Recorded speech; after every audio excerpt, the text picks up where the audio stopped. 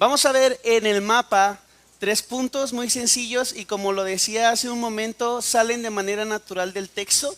Y vamos a ver esta parte de corrompidos, cómo es que nosotros nos corrompemos. Y este es el gran problema del hombre, el pecado.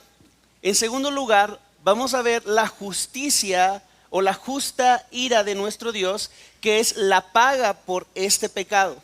Pero al final vamos a ver un intercesor, donde se muestra gracia y perdón. Y cómo es que Moisés se va a levantar delante de Dios y le va a decir: hey, no destruyas a tu pueblo. Vamos a ver también un mejor intercesor que nosotros tenemos ahora y que Él sigue intercediendo ahora mismo por nosotros. Recordando un poquito, Moisés había estado ya por 40 días en aquel monte hablando con Dios y recibiendo indicaciones de todo lo que también vimos hace 8 días. Y mientras Moisés estaba en este monte, el pueblo de Israel estaba planeando unas cosas. Tú sabes, se quitaron los aretes, se quitaron todo lo que traían de oro. ¿Y qué crees que pasó? Hicieron su becerro, hicieron sus ídolos, porque se desesperaron. Dijeron: hey, no sabemos qué le ha acontecido a Moisés. Entonces vamos a hacernos nuestro propio Dios y vamos a adorarle. Y platicamos y terminamos hace 8 días con una escena que yo le llamé muy escandalosa, porque ellos adoraron a su Dios de esta manera. Ellos madrugaron, ellos adoraron a Dios con su cuerpo y lo hicieron tan literal que cuando la palabra de Dios dice que se levantaron y se regocijaron después de emborracharse, la palabra regocijarse tiene la connotación sexual. En pocas palabras, el pueblo de Israel adoró a ese Dios teniendo juegos sexuales y orgías. Ahora estamos aquí. Hay un problema. El problema del pueblo es que se ha corrompido, ha pecado contra Dios. Hay una consecuencia y lo acabamos de leer. Dios en ese momento dice: vamos a destruirlos. El justo juicio para el pueblo de Israel era la muerte. Pero también vamos a ver un intercesor, alguien que habló en favor del pueblo. Empecemos con esta parte de corrompidos, el problema del hombre. Dice así la palabra del Señor: entonces habló el Señor a Moisés: desciende pronto, porque tu pueblo que sacaste de la tierra de Egipto se ha corrompido. Y escucha esto, porque esta es una palabra bien triste. Dice: bien pronto se han desviado del camino que yo les mandé. Se han hecho un becerro de fundición y lo han adorado. Le han ofrecido sacrificios y le han dicho: este es tu Dios de Israel que te ha sacado de tierra de Egipto. Vimos claramente que todo empezó con una inquietud o una desesperanza en el corazón del pueblo, porque estaban diciendo: ya se tardó Moisés, ¿qué es lo que sigue? Y esto los llevó a idolatría y después una depravación. Empezamos siempre en el corazón con incredulidad. No le creo a Dios lo que Él dijo que iba a hacer con mi vida, mi familia, con mi cónyuge o con otras personas, o en el caso de soltería, no le creo a Dios esto, entonces me voy a formar un ídolo, alguien que yo pueda adorar. Y después, no nada más queda aquí, sino esto termina en una depravación total. Y hay algunas cosas que quiero mostrarte aquí en esta partecita del texto. Me gusta ver y observar detalles, porque Dios le dice a Moisés: porque tu pueblo que sacaste de la tierra de Egipto. Y es preocupante esto, ¿sabes? Porque Dios ya no le llama a mi pueblo. Dios le está aventando el paquete ¿a quién? Al Moisés. Tu pueblo que sacaste de Egipto. Lo que está diciendo Dios con esto es que el pueblo ya no me pertenece a mí. Han escogido su propio camino y esto nos indica que Dios estaba a punto de hacer algo. 2 cosas que vemos en el texto que Dios dice acerca de su pueblo. Lo primero es: se han corrompido y muy pronto se apartaron.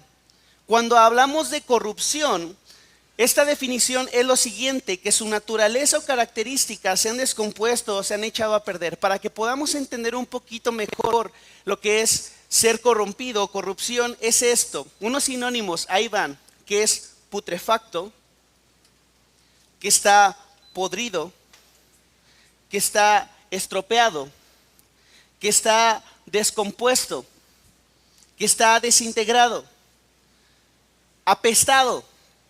Y esas no las pusieron ahí por obvias razones, pero también tiene una connotación de pervertido, depravado, prostituido, degenerado, vicioso, envilecido. Dios está diciendo: mi pueblo se echó a perder, mi pueblo está estropeado, mi pueblo se descompuso, mi pueblo se pervertió, se depravó, se está prostituyendo, está haciendo un degenere total, se ha envilecido. Y la otra palabra que podemos ver ahí es que muy pronto se han apartado. En pocas palabras, ellos no esperaron mucho para hacerlo. Recordamos que tan solo hacía 2 meses el pueblo de Israel estaba diciendo a Dios: nosotros haremos todo lo que tú nos digas, nosotros te vamos a obedecer. Y nuevamente vemos que este pueblo era un pueblo guiado, como lo dijimos hace 8 días, por emociones. Era un pueblo guiado por lo que veía. Actuaba y procedía acorde a lo que necesitaba y lo que quería en el momento. Ok, necesito un Dios, pues me lo hago. Quiero esto o aquello, pues entonces lo tomo. Estoy desesperado porque Dios no contesta y tarda en llegar Moisés. Bueno, ya Dios se tardó, entonces tomo el asunto en mis manos. Y varios podrían decir: cualquiera se puede equivocar. Y ojo, porque me llegaron varios comentarios así, tal vez de chiste o tal vez reales, pero pastor, compréndalos. Venían de una esclavitud terrible y de repente los sacan y los dejan ahí volando. Pues ¿cómo, pastor? ¿No los podemos comprender tantito y tener un poquito de misericordia con el pueblo de Israel? Bien, quiero preguntarte algo a ti. ¿Tú permitirías que tu hijo participara en una fiesta así como la del pueblo de Israel? Casados, ¿permitirías que tu esposo o tu esposa fuera a una fiesta como la que celebró el pueblo de Israel? No, nada más algunos dicen que no, ¿verdad? Ok. Solteros, ¿te agradaría que tu próximo cónyuge, por fe, recíbelo, átalo, decláralo, por favor? ¿Te gustaría que él o ella se tome un tiempo para asistir a unas fiestas tranqui como las del pueblo de Israel? ¿Cierto? Creo que nosotros no lo permitiríamos. Entonces, ¿por qué crees que Dios, un Dios santo, santo, santo, permitiría esto con su pueblo? Si tú eres capaz de celar e incluso actuar correctamente al no permitir a tus hijos, a tu cónyuge o a alguien ir a una fiesta como estas, ¿por qué crees que Dios sí lo haría? Es como decir: ya mi esposo se aburrió de mí, pues que vaya y se divierta tantito. Así no funcionan las cosas. Recuerda que tú y yo estamos frente a un Dios santo, santo, santo. Había tomado a su pueblo. ¿Para qué? Para que anunciara lo que Él era, para que ese pueblo fuera diferente a todos los demás. Y sabes, tú y yo fuimos tomados por nuestro Dios también para anunciar todas sus virtudes, de aquel que nos llamó de las tinieblas a su luz admirable. En este texto simplemente nos muestra lo fácil que es que el corazón se olvide y se corrompa. No solo el del pueblo de Israel, sino también el de nosotros. Dios está hablando con Moisés y le dice: se hicieron un becerro. Y escucha los detalles. Obviamente tú me vas a decir: pero es que Él es Dios y lo sabe todo. Y eso debería de causar algo en nosotros muy interesante, porque Dios no solo describe los hechos, sino que menciona las palabras exactas del pueblo. Y te tengo una noticia, querido hermano y hermano, tú que nos visitas por primera vez. Dios no solo puede describir tus hechos o lo que tú has hecho, sino también sabe qué piensas. Dios sabe con exactitud qué sientes. Dios sabe con exactitud qué estás mirando últimamente. Dios sabe con exactitud cuáles son tus planes y conoce a detalle todo lo que tú has hecho, para bien o para mal. Así como Dios sabía lo que estaba pasando acá abajo con el pueblo de Israel mientras platicaba con Moisés, Dios no está lejano y no está alejado y conoce cada cosa que tú y yo estamos viendo, pensando, lo que nosotros estamos escuchando, lo que nosotros estamos planeando. El gran problema del pueblo es el gran problema de nosotros, el pecado y la corrupción. Recordemos, todo empieza con una incredulidad, nos lleva a una idolatría y después a la depravación. A lo largo, pero déjame decirte esto y que quede muy claro, a lo largo de la historia mencionamos que Dios siempre mostró su amor y misericordia a su pueblo. El pueblo se desviaba, pero Dios siempre le amó, pero Dios siempre tuvo misericordia de ellos. Amén. De hecho, tú y yo vemos el relato bíblico, sobre todo en los Jueces lo puedes ver claramente. El pueblo de Israel tenía un ciclo, pero muy, muy, muy feo, que muchas veces queremos repetir o estamos empeñados en repetir. El pueblo se apartaba de Dios, El pueblo se iba en pos de otros dioses, adoraba a otros dioses. Después venían entonces las consecuencias de su pecado. De hecho, hay una ley que dice que a toda acción corresponde una. Ok, eso es lo mismo con nosotros. Cuando nosotros pecamos delante de Dios, entonces eso produce algo. Ojo, para los que no están en Cristo, esto te interesa mucho. El pueblo se apartaba de Dios, sufrían las consecuencias de su pecado. ¿Y qué crees que hacía el pueblo? Clamaba a Dios. Es como, Señor, ayúdanos, estamos arrepentidos. Y ¿sabes? Dios no los dejaba ahí, porque Dios levantaba un juez y le liberaba de todos sus opresores. Después de esto, ¿qué pasaba? El pueblo estaba bien un rato, pero ¿sabes qué pasaba después? Y es triste, nuevamente se olvidaban. ¿Me ayudas, por favor? Creo que no lo pusieron ahí. Bien, este era un ciclo que el pueblo de Israel manejaba. Pero ¿sabes? Olvidar lo que Dios ha hecho en nuestra vida como el pueblo de Israel y no confiar en sus promesas nos va a llevar a un camino muy peligroso en el cual Israel ya estaba metido. Pero ante todo esto, repito, Dios siempre tuvo paciencia con su pueblo, los amó y los ayudó. Estaba buscando en el Nuevo Testamento una fotografía justamente de esto y que pueda empatar con lo que tú y yo muchas veces vivimos.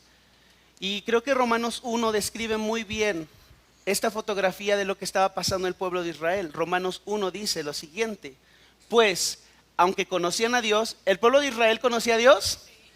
Había visto todas sus maravillas. El pueblo de Israel había visto todos esos milagros. ¿Cómo es que Dios les habló y Dios les dio los mandamientos desde aquel monte? Pero mira lo que pasa. Y dice, no lo honraron como a Dios, ni le dieron gracias, sino que se hicieron vanos en sus razonamientos y su necio corazón fue entenebrecido. Profesaron ser sabios, se hicieron necios y cambiaron, escucha esto, la gloria de Dios que ellos mismos habían visto, una gloria incorruptible, por una imagen en forma de corruptible, de aves, cuadrúpedos y reptiles. Es exactamente lo que el pueblo de Israel hizo. Cambió la gloria de Dios y lo que había visto de Dios por un becerrito de oro. Por lo cual, Dios los entregó a la impureza de sus corazones. Y aquí es un poquito fuerte esto, porque en pocas palabras es, ¿quieres darte? Dale. Dios los entregó a la impureza en la lujuria de sus corazones, de modo que deshonraron entre sí sus propios cuerpos. ¿Qué fue lo que el pueblo de Israel hizo? Versículo 25. Porque ellos, y ojo porque este es un problema muy grande, ellos cambiaron la verdad de Dios por la mentira y adoraron y sirvieron a la criatura en lugar de al Creador, quien es bendito por los siglos de los siglos. Amén.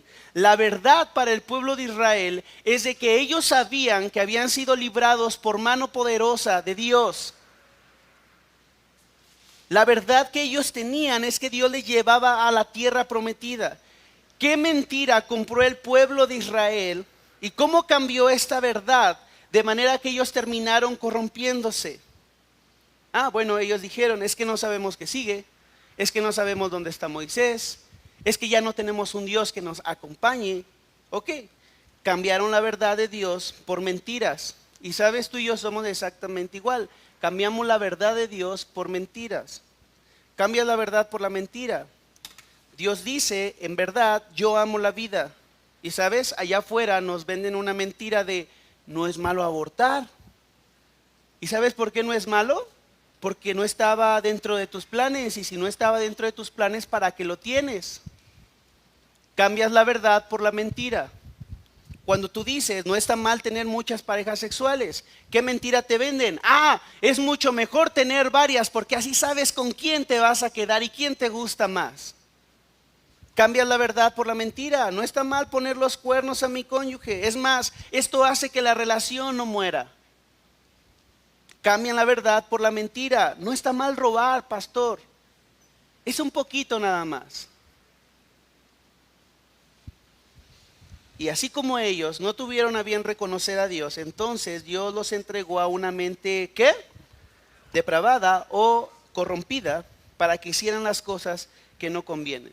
¿Quieres saber cómo se ve una persona así? Exactamente como el pueblo de Israel, pero aquí lo mencionan de una manera increíble. Ellos están llenos de toda injusticia, maldad, avaricia, malicia, llenos de envidia, homicidios, pleitos, engaños y malignidad. Son chismosos, detractores, aborrecedores de Dios, insolentes, soberbios, jactanciosos, inventores de lo malo, desobedientes a los padres, sin entendimiento, indignos de confianza, sin amor, y termina despiadados. Ellos, escucha esto, aunque conocen el decreto de Dios, que los que practican tales cosas son dignos de ¿qué? Ok, no solo las hacen, sino que también dan su aprobación a los que las practican. Por si tú estabas diciendo, pastor, yo no hago nada de eso, bien, pero si tú lo apruebas, entonces eres parte. Si tú estás aprobando y estás viendo que un hermano en Cristo está pecando contra Dios y tú no dices nada y no hablas nada, entonces tú estás siendo parte. Si tú estás viendo cómo se están aprobando leyes y cómo es que este mundo está ganando mucho terreno para asesinar a pequeñitos, y estás viendo todo eso y tú no haces nada, y no estoy diciendo que vayas a marchas y demás, si no doblas tus rodillas, entonces tú estás siendo parte de esto. El punto es hasta dónde nosotros queremos llegar, iglesia. ¿De verdad queremos a que Dios nos entregue a una mente depravada o corrompida? ¿Hasta dónde queremos llegar? Pero volvamos al Éxodo. Bien pronto se han desviado del camino que yo les mandé, dice Dios. Se han hecho un becerro de fundición, lo han adorado, le han ofrecido sacrificios y dijeron, este es tu Dios, Israel, que te ha sacado de la tierra de Egipto. Pregunta, ¿qué es lo que el pueblo de Israel merece por su pecado de idolatría? A ver si se animan a decirlo un poquito más fuerte. ¿Cuál es el pago que merecía el pueblo de Israel por su idolatría? Bien. Muchos temen hablar de esto. De hecho, cuando yo estaba leyendo el texto dije, ¿cómo es que voy a hacer esto? Porque de alguna manera tienes que explicar cómo es que un Dios bueno, un Dios que se dice amar a las personas, que se dice amar a su pueblo, está diciendo de un momento a otro, vamos a destruirlo y vamos a empezar de nuevo. Y la verdad es que eso, de verdad, estaba yo orando y Señor, ¿cómo voy a presentar esto? Y ¿sabes qué me dijo Dios? Tú no tienes que justificarme. Tú no tienes que estarle buscando. Esto es lo que es y es el justo pago por el pecado. Hace tiempo tuve la oportunidad de viajar y fuimos a una iglesia en otro lugar, no aquí en México, y fuimos porque nos gusta mucho la banda. Prácticamente es una iglesia de muchísimas personas y es un concierto cada 8 días. Nosotros sabíamos que realmente la predicación no iba a ser como tan padre y demás. Ay, ¿qué hace ahí, pastor? Ya te dije, quería ir a ver la banda nada más. Sí, para que no digan, ay. Sí, porque cuando publiqué que estaba ahí, todos dijeron ahí, bueno, no todos, pero muchos ahí, ¿qué hace ahí, pastor? Y demás. Fui a ver a la banda nada más, ¿sale? Y ya después me reuní en la tarde en otro lugar. Bien. Ya ves, ya hasta me desvié por andar aquí definiendo. Bien, se me hizo muy curioso que el pastor que estaba predicando aquella ocasión estaba tomando un profeta. Tú sabes, los profetas hablan fuertemente acerca de las repercusiones que hay por el pecado y les habla bien fuerte al pueblo, pero él nada más tomó una bendición. Y dentro de esa bendición había una pequeña advertencia, pero no, aunque pequeña, era muy fuerte. Y lo estaba explicando increíblemente el pasaje. Yo me quedé y dije, órale, esto parece buena doctrina, pero cuando llega a ese lugar, cuando habla de las consecuencias del pecado, ¿qué crees que dice? Me voy a pasar esto. Mi esposa y yo nos volteamos a ver y dijimos, wow, ¿cómo podemos hacer esto? Bien, yo me le voy a hacer igual. No es cierto. Querida familia, mi intención no es hacer una apología o defender lo que Dios está diciendo aquí. Déjame decirte y empezar con esto. Para que tú puedas entender la gracia y misericordia, necesitas comprender tu condición. Repito, para que tú puedas entender la gracia y la misericordia que tú has recibido, tú un día necesitaste entender que la necesitabas y estabas en una condición perdida. Un ejemplo de ello, tú y yo no sabemos que necesitamos un ojo hasta que te entre una basurita, ¿cierto? Tú y yo andamos por la vida bien felices. ¿Por qué? Porque vemos y demás. Pero cuando entra una basurita es terrible porque te duele, no puedes ver, incluso no puedes manejar. Hace tiempo se incrustó algo aquí en mi ojo y me tuvieron que raspar y ya yo andaba ahí con el parche, ¿sabes? Y no me di cuenta cuánto necesitaba mis ojos hasta que perdí uno momentáneamente.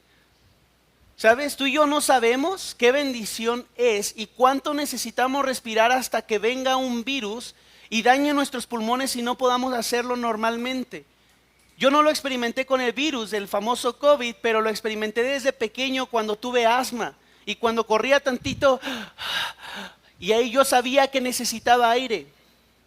Tú no sabes cuánto necesitas y no vas a valorar la gracia y la misericordia de Dios hasta que no te des cuenta de dónde te rescataron. Así que permíteme explicar por qué tú y yo necesitamos esa gracia y misericordia. ¿Sabes por qué? Porque Dios es un Dios justo y Él tiene una justa ira y es la paga por el pecado. Versículo 9 dice así: el Señor dijo además a Moisés: he visto a este pueblo y ciertamente es un pueblo ¿qué? Terco. Ahora pues déjame para que se encienda mi ira contra ellos y los consuma, pero de ti yo haré una gran nación. Y déjame empezar diciendo esto: el Señor se refiere a su pueblo como un pueblo terco. Otra versión dice que es de dura cerviz. Este término se utilizaba para describir a un buey que se negaba a dejarse guiar con un cabestro. El cabestro es esto que tienen los animalitos y, ¿sabes? Tienen unas cuerditas para poderle guiar y si necesita dar vuelta a la derecha, jalas y demás. Yo no he tenido la oportunidad de estar, una vez muy pequeño, de estar cerca de esto, pero ese es el cabestro. Un buey que se resistía a ser dirigido de esta manera, el agricultor lo llamaba de esta manera: es un animal de dura cerviz.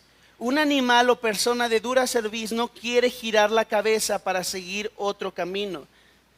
El pueblo de Dios y el pueblo de Israel siempre fue así. Dios les dice: ustedes son un pueblo de dura cerviz. ¿Por qué? Porque es difícil poderles guiar.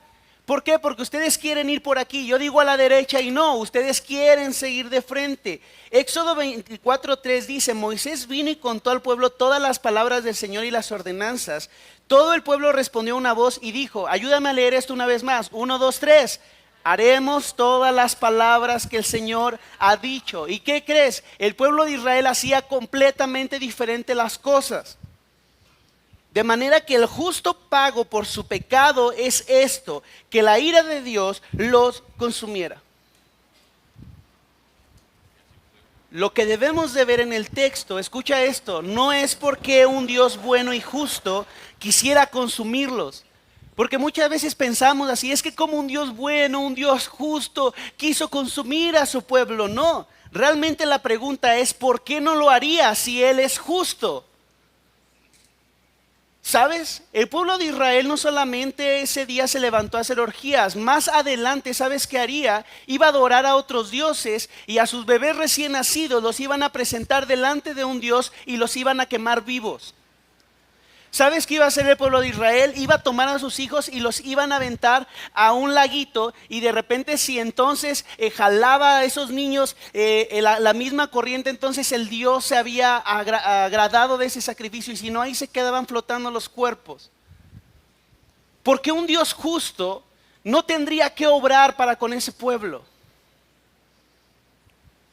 La pregunta ahora no es por qué un Dios bueno y justo permite tanta maldad, si te lo has preguntado.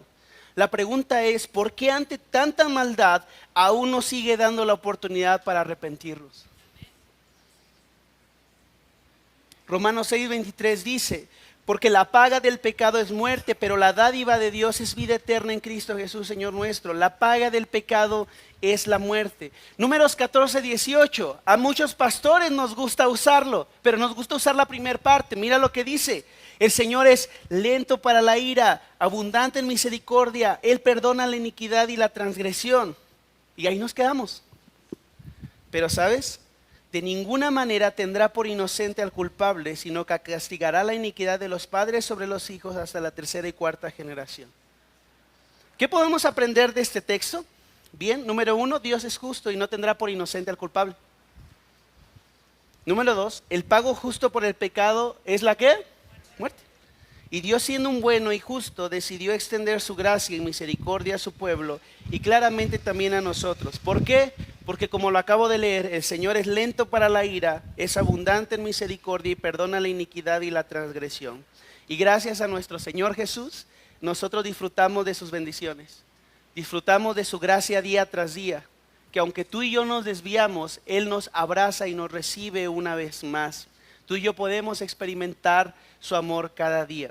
Y mi intención no es espantarte o poner a mi Dios como este Dios enojado que está en el cielo y que nada más está esperando a que te equivoques para mandarte un rayo, castigarte o poner tribulación en tu vida. No. La palabra aún en todo esto nos muestra un Dios perfecto y santo. Este Dios perfecto, santo, santo, santo, quiere tener una relación conmigo.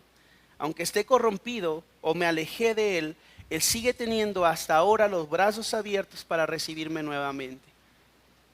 Y eso es lo que tú y yo podemos experimentar. La narrativa en la porción que estamos estudiando es increíble, pues después del pecado, después de que Dios muestra que Él es justo, entonces se levanta un intercesor. Y yo le llamo a esto la gran propuesta, porque la porción termina así: pero yo haré de ti una gran nación. En pocas palabras es: acabemos con todo esto y vamos a empezar, Moisés, tú y yo solitos. Esto es una gran propuesta, ¿cierto? Esto sería increíble, porque incluso Moisés ya se había echado varios rounds con el pueblo de Israel. ¿Te acuerdas cómo estaban diciendo: ay, nos hubieras dejado allá en Egipto para que muriéramos? Allá teníamos ajitos, teníamos cebollas. Ay, ¿por qué nos sacaste acá para morir de hambre? Ay, no tenemos agua. La verdad es que Moisés tuvo una oportunidad muy interesante. Y vamos a ver cómo Moisés se levanta como este intercesor y pide misericordia, gracia y perdón para el pueblo. Quiero leerte la porción, versículo 11 al 14 dice: entonces Moisés, después de escuchar a Dios decir esto, ¿qué hizo? Suplicó ante el Señor su Dios y dijo: oh Señor, ¿por qué se enciende tu ira contra tu pueblo? Ojo con eso, porque dice que Dios le dijo: es tu pueblo. ¿Y qué le dice Moisés aquí? Le está devolviendo, le está diciendo: a ver, Señor, este pueblo no es mío, es tu pueblo. Tú lo sacaste de la tierra de Egipto con gran poder y con mano fuerte. ¿Por qué han de hablar los egipcios diciendo: con malas intenciones los sacó para matarlos en los montes y exterminarlos de la superficie de la tierra? Vuélvete del ardor de tu ira y desiste de hacer daño a tu pueblo. Y después dice: acuérdate de Abraham, de Isaac, de Jacob, o de Israel, tus siervos, a quienes juraste por ti mismo y les dijiste: yo voy a multiplicar tu descendencia. Versículo 14, y el Señor desistió de hacer daño que había dicho que haría a su pueblo. Este intercesor se para y lo primero que le dice es esto: Señor, no es mi pueblo, es tu pueblo. Número 2, Moisés reconoce que solamente Dios les puede guiar, porque le dice: tú lo sacaste con gran poder y con mano fuerte. Moisés reconoce que él no puede hacerlo.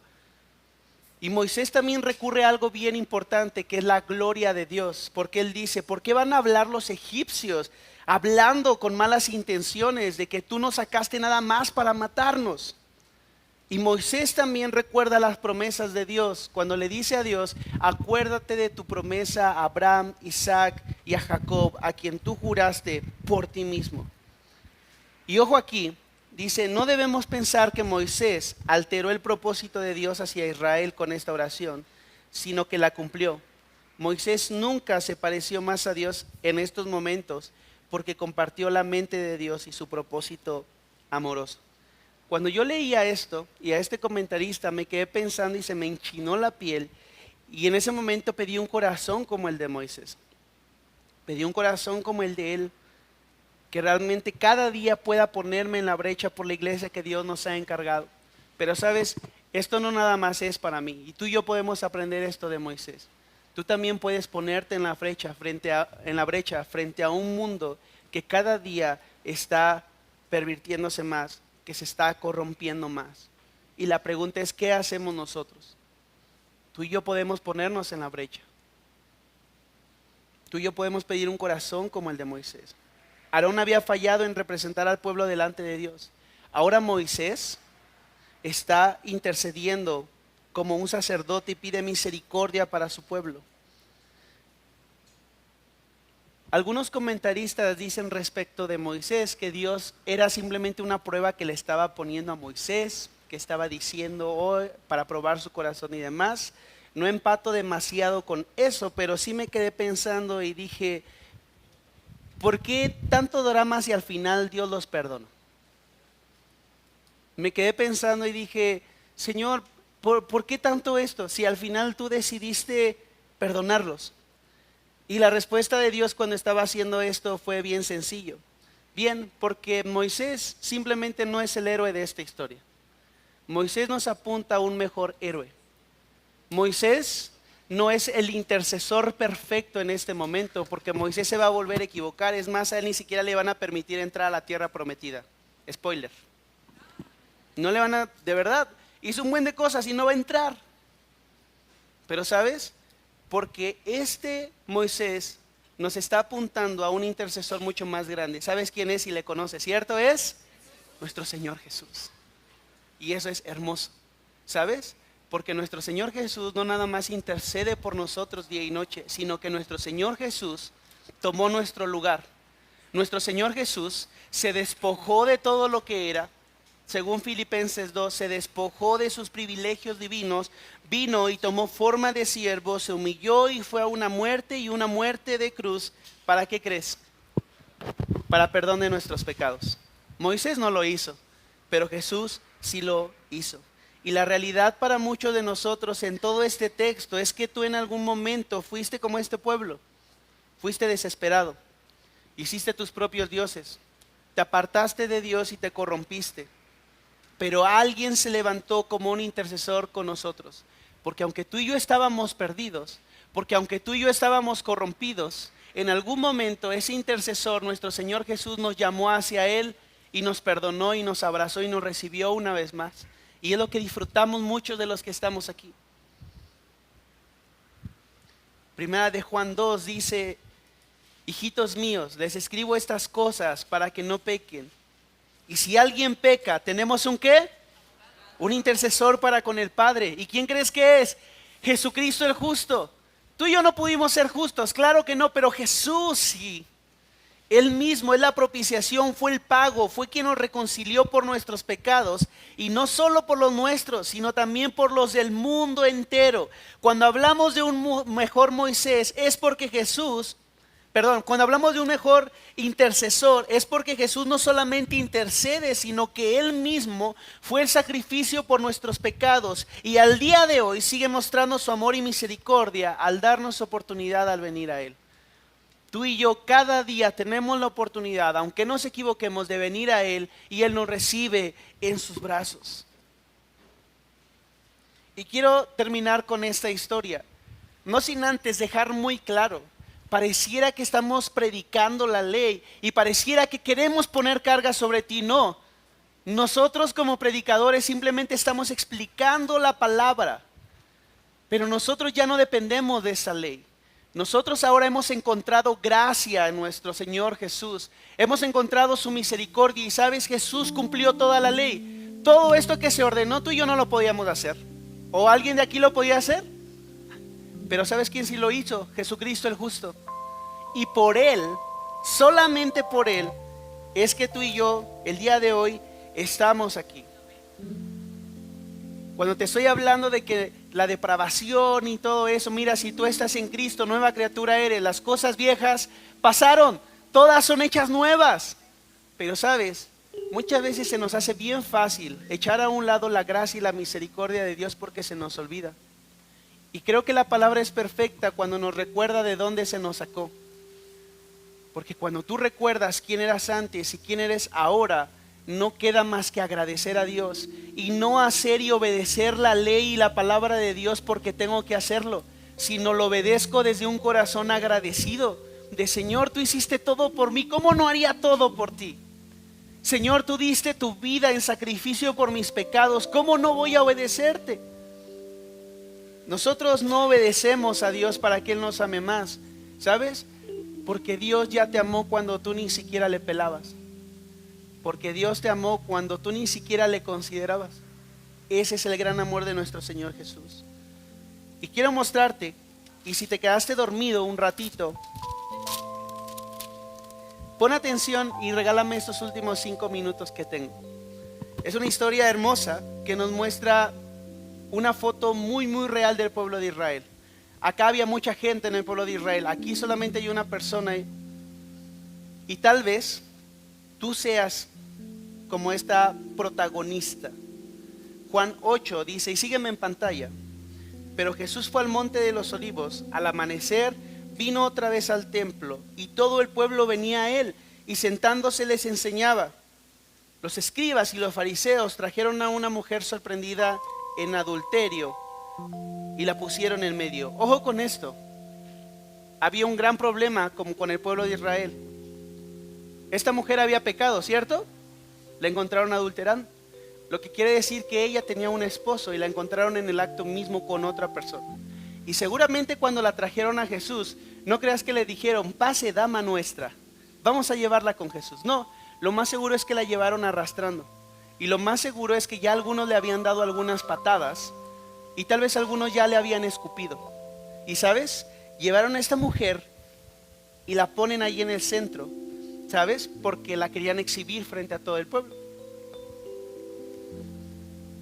Y dijeron a Jesús, maestro, esta mujer fue sorprendida en el acto mismo del adulterio.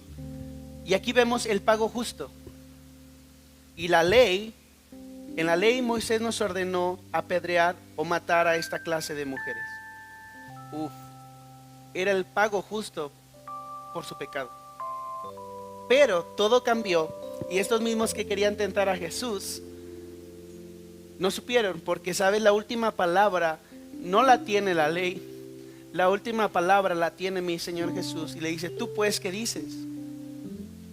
Decían esto, poniendo a prueba a Jesús para tener de qué acusarlo. Y Jesús se inclinó con el dedo y escribió en tierra como que ni los peló. Se puso a escribir. Pero como insistían en preguntar a Jesús, entonces Jesús se endereza y les dice, el que de ustedes esté sin pecado, sea el primero en tirarle la piedra. Después de eso Jesús se agacha y sigue escribiendo. Y al oír esto, se fueron retirando uno a uno, comenzando por los de mayor edad, y dejaron solamente a Jesús y a la mujer que estaba en medio. Entonces se enderezó Jesús y le dijo, mujer, yo sí te aviento la piedra.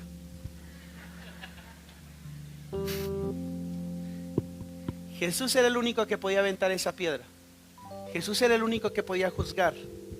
Y Jesús le pregunta, ¿dónde están ellos? ¿Ninguno te ha condenado? Y ella responde, ninguno, Señor. Y respondió ella, entonces Jesús le dijo, yo tampoco te condeno, ve y desde ahora no peques más. ¿Habrá alguien aquí que necesite esa misma gracia y misericordia? Cuando estaba haciendo esta parte, ayer en la mañana que estaba terminando este sermón y estaba poniendo esta historia y añadiéndola, puntualmente Dios me habló acerca de varias personas.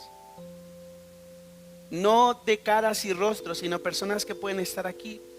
Y quiero decirte, sí, pecaste.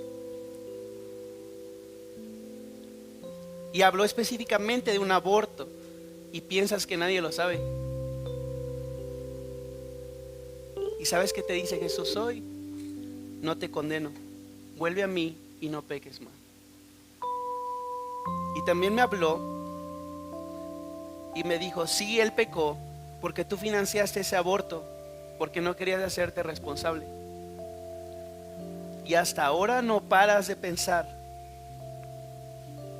Y a veces se te va el sueño.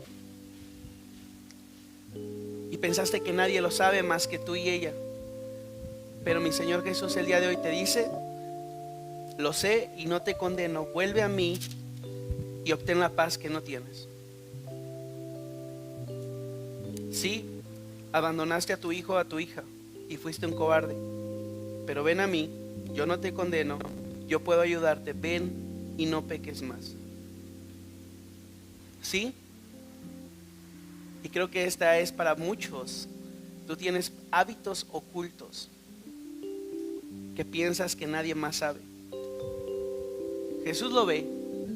Y Jesús tú ve cuando estás en esa pantalla, cuando miras a otras mujeres. Jesús ve todas tus quejas. Jesús ve todos tus hábitos.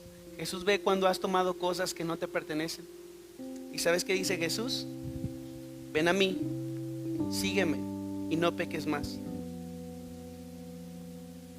Y lo último que Jesús me decía es, sé que sigues lidiando con tus ídolos. Y sé que quieres agradarme y no puedes. Y ciertamente sí no puedes en tus fuerzas, pero ven y sígueme y no peques más.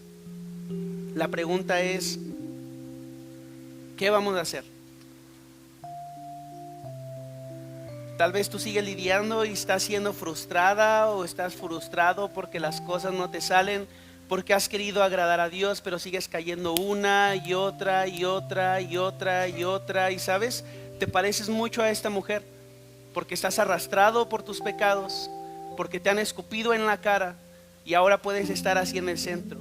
Y Jesús te dice, yo no te condeno, vuelve a mí, ve y no peques más.